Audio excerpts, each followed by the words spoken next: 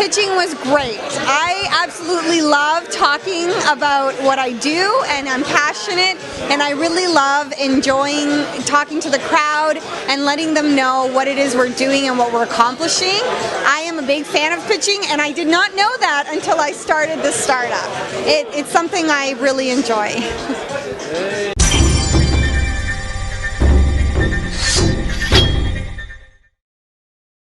Our last business to pitch. Ready to go? BizXpro. Thank you. Hello, everybody. So I'm Judy Escobar, co-founder of BizXpro. And what we are is we help businesses and buyers get informed on top-rated development web and app companies. So what we've seen ourselves do over the years is myself and my co-founder, we have had 20 years of experience in IT corporate services. And what we found oftentimes is that clients had a lack of awareness as to who they could trust their business with. The problem is that there are a sea of these mid-tier firms out there, and it's difficult for a business to know who they can trust and move forward with. So just to give you an idea, in Toronto alone, 600, and globally over 100,000. It's hard as a business to know who you can trust and move forward with. The fear is with the large guys, you know them and you know they're great, but you're afraid of getting caught up in the payments and the billing, and you're going to be taken for a ride. And with the smaller guys, not being very technically proficient, the concern is, what if I don't know what they don't know? And that's pretty scary. So all you want is that nice in between that works, solves your problems, and matches your budget. Sounds easy. But not really. These firms help with things like managing voice and data networks, telephones, voice systems, app development as mentioned, and so much more. So what we're doing is we have our app, and what we do is we provide very valuable information, things that you wouldn't get elsewhere. So imagine you're a business, you need to do an upgrade to your website, and you don't know who to turn to. The thing is, you can go, for example, for a WordPress site, and you can get a quote for $500, literally. You can get a quote for $20,000, or you can get a quote for $100,000. And it's difficult to know. If you're not in that world, how do you trust? How do you gauge? So what we do is we grab valuable information, put it in our listing based on the criteria that the client inputs, and they can do a review and get informed. It creates transparency.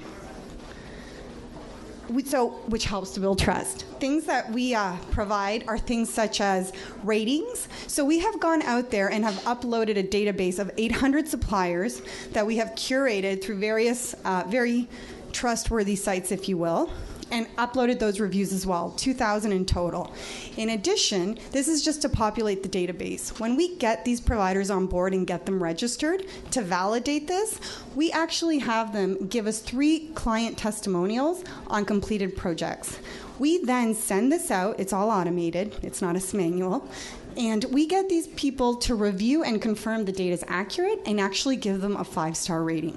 That you, as a business user, going back to that individual that needed a site, can look at, have an idea of how many ratings it is, and what that average rating out of 1 out of 5. This is an example of what the providers get to see. What they love is that we have given them the autonomy to control their lead generation costs. So being in sales as long as we have been in, we know that the quality of leads oftentimes are awful. They pay a lot of upfront money for it, and you don't feel like you're getting a proper return on investment. What we've done is given full transparency, allow them to take a look and decide if they want to make an investment based on valuable information that we give them. So these are some testimonials that we have received from our clients. Things like it's a game changer. The reason why it resonates is because IT, for all purposes, is a very forward-thinking and innovative industry, or so you'd think. But the way in which it's sourced, the way in which we go about our current day looking for these people to help us with our business is very archaic in nature, which is the irony. So we don't just allow, as mentioned, any provider on our site. We do a qualification process to make sure that we have top rated and best in class, so that if you're entrusting your business with these individuals, with these firms, you have that confidence to move forward. So why now? over the past 10 years, as consumers, we've been acclimatized to listen and trust what others are saying. TripAdvisor, HomeAdvisor, Yelp, there are so many review sites. These same consumers were working in a business environment, and we have that same confidence. We've gotten now acclimatized to it. So we thought to ourselves, why don't we take that behavior, bring it into the corporate world, and create greater transparency? And so we have. The market itself, and this is focused on managed services and hybrid cloud. If you were to add an additional development, that's a $70 billion. That's in North America by SMBs. So companies ranging in anywhere from 25 to about 200 employees full time. And the way we monetize is we collect a 4% on all transactions that go through our site. So the maximum that we could ever yield would be $2 billion of that. Based on our customer acquisition strategy and our projections, we anticipate $15 million by the end of 2019. So we launched in May of last year, and since then we have had over 300 users sign on to our site, processed over 200 leads, and have fully registered 76 providers. So of those 800, 76 have said, we love your model, we love what you're doing, we're okay paying you, and we have them on board. So how it works, if you're a business user, you'd come to the site, and for free, you'd submit a request. You'd put in your requirements. You then have various providers to look forward, but most pick 3, which is the minimum, and that's about the average. So each provider then pays a price per lead of $75 American.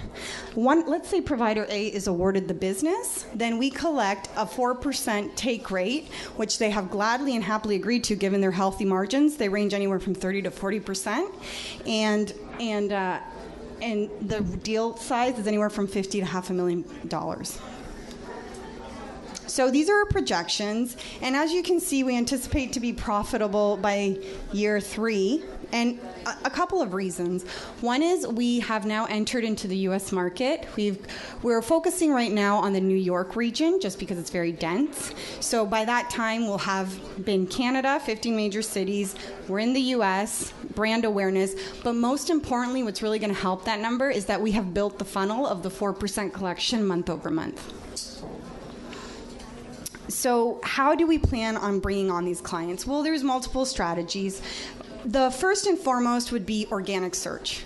And how we plan on doing that is really focusing on content creation, driving value, driving quality in what we issue out. And we have a cadence that we do week over week, and every 3 weeks that we continue to reissue that content. That's one way. In tandem, we have very targeted email campaigns that go to the personas we're going after. And how we do it is such that we send it out, and then we do it in a very sequential manner that when these people, it drives traffic to the site. We put UTM links, which is tracking in emails, to see how much traffic is being driven to the site as a result of our emails. In tandem, we recognize that to expand our reach and to create real trust in the community, we need to affiliate ourselves with individuals such as the regional innovation centers in Canada and the chambers of commerce. So we're in conversations with them because they themselves have seen that their membership has a problem with technology, that ignorance. Anyhow, ignorance is the right word, that lack of transparency. And so they thought this is a great way, it's a free tool for them, let's leverage it. And then of course, you can't ignore social media. We're on that as well. So as mentioned, we sorry, my apologies. So we're in Canada. However, we look in the future expanding 2 ways. One is through, of course, geographic expansion, but also corporate services. So our real vision long-term is to become a virtual CIO. So once we gather the data and we collect it, long-term, big, hairy, audacious goal is for us to not only give them the source of these top-rated providers, but also to be able to give them the knowledge set, understand their basic requirements, and then even put forth who they should move forward. So eliminate that back and forth and have a really great, solid starting point. And there are other competitors out there. Some focus on very small businesses. Others focus on large enterprises. We're focused more so on the mid-size. It's very underserved, a very untapped market, and it's got a lot of room for penetration. What we do unique to these other players, our platform, we actually collect the request at the forefront. So over time, we gather that valuable data throughout time so we can have a full holistic view of the full SMB buying process from start to finish. And as mentioned, our defense is our algorithm, of course, that we've right now garnered in order to help them. Populating as much providers and supply side, getting the critical mass, the reviews, which are key, as well as the volume of providers on the site. So the team is myself and Tiagi Delaneral. We, with our extensive industry experience, we head up business development and strategy. We know this world. We're comfortable with it. We know both sides. We understand the demand, so the business user's frustration, but we also understand the supply side's frustration. Then we have Peter Karczmarzyk, award-winning creative director. He is the look and feel of the site, of anything that goes out in the front end. And then we have Alec Burnell, who's our full stack. He is a graduating student at UFT this upcoming May.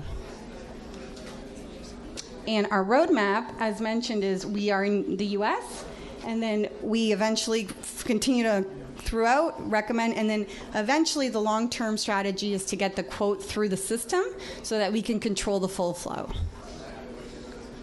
So up to now, we have bootstrapped the operations ourselves, and we received the OCE Smart Start grant, and we've got into an accelerator in Boulder, Colorado, and they've given us the first tranche of $30,000, or close to it. So our financial ask is $250,000 over a 12-month period that will allow us to process over 2,000 leads and garner over $300,000 in gross revenues. And so BizXpro, Match Select Connect. Thank you very much. Okay, that was awesome. Okay, any questions from the audience? You guys all have businesses. You guys are probably all interested in signing up. What's your initial thoughts? I have a question I want to start off before we jump in. Sure. Yeah, absolutely. So as a software company business owner, what is the process you go through to analyze who's allowed in and not? So is it a call? Is it fill out a form and then you do your analysis and research? Or That's a great question. So what we do is you can go on the site and sign up automatically.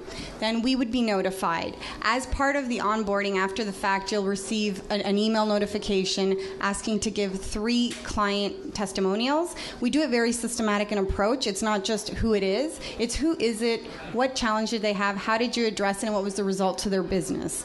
We then send it out to them, get it validated to confirm it's accurate, and get them to rate you on 5 key criteria based on a score of 1 to 5. Then we take that tally and that average, and if it's greater than a 4, we're comfortable, and away you go. And how does it generate? The system then starts to populate as people come in. It starts to populate your name against other people based on the rating system? Our algorithm will do that. So in essence, if you want to provide more than 3 as a starting point, that's only going to help you. I mean, it's more work, but it's going to serve you better to populate up front, because what you're showcasing is that you have breadth, you have experience, your customers love you, so naturally the algorithm helps it pop it up. Okay. Yeah. How different are you from Upwork and professional compensation? Upwork, freelance, or? Yeah, so we're different in the sense that we only focus on firms. We don't do individual contractors or consultants. We're actual companies. So what we do is we connect companies, so businesses, to companies, which are the development firms. Does that help address your question? But on Upwork, it's the same thing. There are businesses who are giving out business, and there are companies who are doing business. Yeah, there are other sites. Personal preference. Like, if I want to work with a freelancer, I can go with a freelancer. Absolutely. Work with a company, I can work with a company. Yeah. How do we? So typically the individuals that look for a firm is people that already have internal resources and they want to augment it for a specific project. So they don't want to take, and they don't want to have to manage one individual. They want redundancy. They want a team of experts that they can offload. Someone will manage. They pay a fee, and then when the project is done, they go on their way. That's what I've seen. Or on the flip side, I've seen people that are not technically proficient, don't want to put all of their trust in one individual and feel much more confidence with a company, a firm, and they take that route. Any other questions? Okay, we're going to go to the judges. Oh, wait, there is. Whoa. Oh, sure. Oh, sorry. Hey, how are you? How is it when you actually vet them and then you facilitate trades and they do, and then somebody screws up? Do you face liability for something that you recommended them, but No. So, okay, that's a great question. So we do not hold ourselves liable, because what we're saying is we give the business user the autonomy to pick who they want. What we do is we give them enough information so that they feel confident to do their due diligence. And they don't have to buy. Like, they can pick 3 and they can do their due diligence and they can feel confident with one and move forward, or feel confident with none and decide to look elsewhere or go, source someone else. So we don't. But how we help create transparency is, let's say a business user did select someone from our platform and they move forward and they did the work. What we do is we circle back with the business user and we go through that same process. So we have the provider fill out that case study as well as rate them. We then so if you're unhappy, you would not give them a good rating. We would take that rating and it would go towards their current score, which would minimize it. So that's why we help create transparency. Does that make sense? yeah, but how do you make, you get paid by the companies who offer services, right? That's right, yeah. So how do you make sure that you actually, just in theory, as a user can, well, they get negative reviews, but you just don't put them up? Because I don't know how many projects they actually did via a website. Do they have 5 positive reviews? How do I know that the guy who pays you is not actually pressing you to suppress the negative reviews and just put up positive? The negative revenue? There's a project. Oh, I'm sorry. The negative. My apologies. Sorry. Yeah.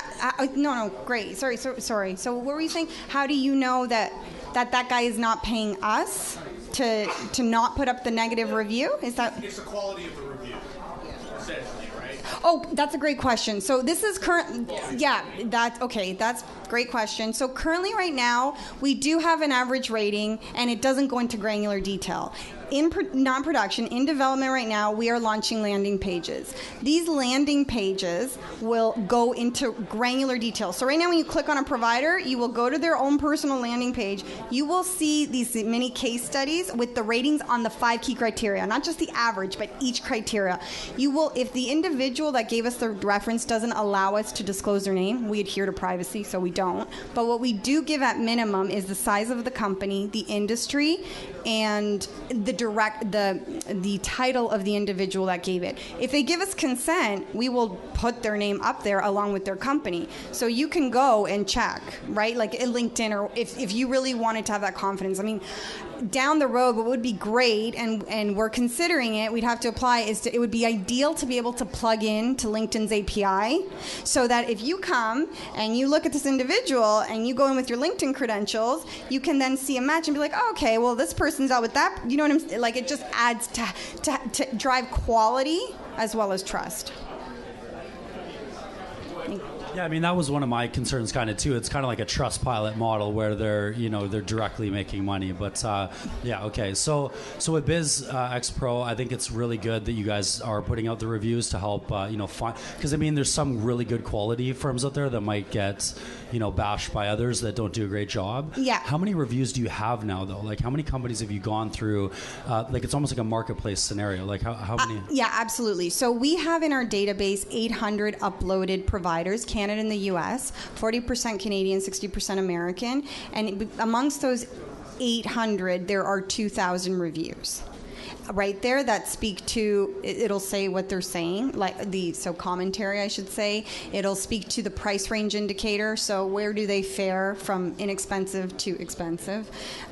What else do we provide? The amount, of course, and then the average rating based on what we've gathered. Okay, well, I think that's important to market, right? Like the 800 reviews that you are putting out and the 2,000 that you had. I think that's important. Yeah. Yeah. Okay. Yeah, I think I'm good.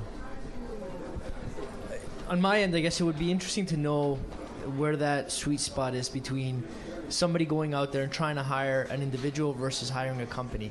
What do you get hiring the company versus just going out and pitching the work to somebody else who would bid for it?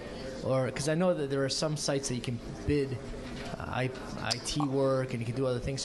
Yeah. So is the question as a business? I'm trying to understand the question a little bit better. Yeah. So is the question that as a business user, why would I select a firm versus an individual? If I'm looking to save money, I would probably try to get an individual if I can have the same securities or same safeguards to know that the quality is there and that they're also vetted. So you would, yes, you would, right? Because at the end of the day, it's a trade-off between cost versus quality. But you would also, it's inherent in the individual. So it's how technically proficient are you? How much confidence do you have to know that what they're doing is great? Typically, when you have a team, and I speak from even my world, right? When I had a team of my engineers working on a solution for one of my clients, it's a team. You have redundancy. So if one individual is not able to perform or they're sick or resources are low, they shift and you still meet your project on time. When it's an individual, you're much more dependent on them. You may forego that for cost because that's your budget and we will not get around that. But if you want to have a team and you want that confidence and you're not technically proficient, oftentimes you go for a company. We wouldn't cater specifically to very, very small companies or owner-operators because they typically, it's budget and they go for a friend they know or whatnot, right? It's more nepotism. But where we see is, like I said, that 25 employee side company, full-time employee company up. Because now typically their revenues are about $1 million plus. They can afford to outsource to a company and they want to offload that headache of having to manage someone they don't know and is not part of their team. That's what we've seen. Does that help address your question? And I guess the other question I would have is, what is the average size of a deal that you're getting? That's a great question. So they range, right, from, I've seen right now the average $30K. Because at some point you would have to go to RFP. If you're working at a company and you have certain policies and procedures, you just can't go and get whoever you want off a website. You would actually have to go through an RFP process where they come in, they pitch you, and you get a little bit of due diligence as well. So enterprise companies typically operate like that, from my own experience. So usually when you are a company of about and it depends the company too, right? But typically what I've seen, when you're a company of 500 plus, you're considered enterprise. We are not that's not our target audience. And the reason is exactly what you said. They have procurement practices in place, their own departments, they have to adhere to internal policies, they have their own pre-vetted approved vendors, and to be able to deviate from that, good luck. And that's not who our platform would be useful. We have, believe it or not though, we have had some requests go through from enterprise clients, but it was as a secondary option when they were able to find a little bit of a loophole and utilize it and not get slapped on the wrist. But you're right, we would not target them. We wouldn't target them. So you're finding that niche market in between? Is the smaller. It's like a company, it's a firm, not a company with about 20 full-time employees paid on their payroll to about 150. Because also when you start getting too big, now you have the money or you want more dedicated staff. And so you're able to put the money towards recruiting and maintaining those internal resources. Thank you. Yeah, no problem. Thank you. BizXpro, good name. Yeah, thank you. I guess you're like the Angie's List for IT. That's great. I haven't heard that one. That's exactly where, yeah. This market is small and it's a referral service, and you have to generate credibility with the users. Yeah. Why is your rating valid? I know a lot of people have asked that of you. How is our rating valid? Why is your rating valid? Like, how can you create credibility that your rating is valid? Well, that's a good question. So how we would create credibility is because we have the business user. So initially, as a starting point, it is from their existing customers. So why wouldn't they just give you their 3 best customers who speak highly of them? Well, they most likely will give us their best clients. But eventually, Okay. as time goes by and more data collects, how we keep it very fair is by doing through individuals that go through the site. Absolutely. And one thing we have been challenged with, and it's a fair challenge, is like, well, if just say someone's unhappy and they're like, well, ABC Inc. dev company sucks. I want to put that on their landing page. Will you allow us to do that? Well, we won't, because we're a very professional business-to-business marketplace. But how we do show the transparency is because that same individual will most likely score them 1 out of 5 on everything, and that will really hit their average. So that's how we maintain that nice balance between professionalism and integrity. Okay. And what are you doing to build credibility beyond affiliation with innovation centers and your social media? PR, right? Like getting out there, talking to individuals, getting our name known, content creation, and content creation that's valuable. We're not looking to sell to people. We're not looking to put content out there so that they just use our site. We actually want to be helpful and educate. And over time, once they see that we're giving before we're asking, we've seen it from other marketplaces. That's typically how you garner trust, aside from affiliating yourself with a well-known name. Thank you. Yeah, thank you. Okay, awesome. That was great. Great, thank you very much. Appreciate it. Thank you.